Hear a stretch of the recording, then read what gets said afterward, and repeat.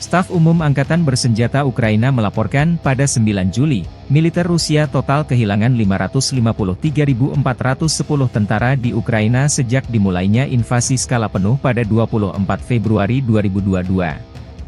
Jumlah ini termasuk 1.220 korban yang diderita pasukan Rusia hanya dalam sehari terakhir.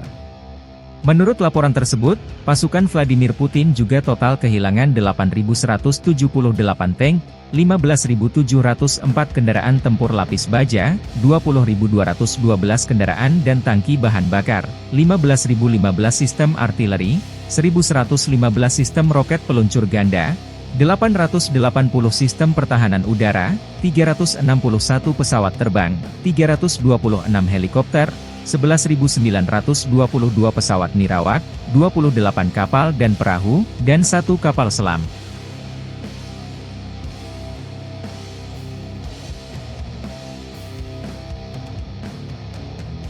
Download Tribun X sekarang, menghadirkan lokal menjadi Indonesia.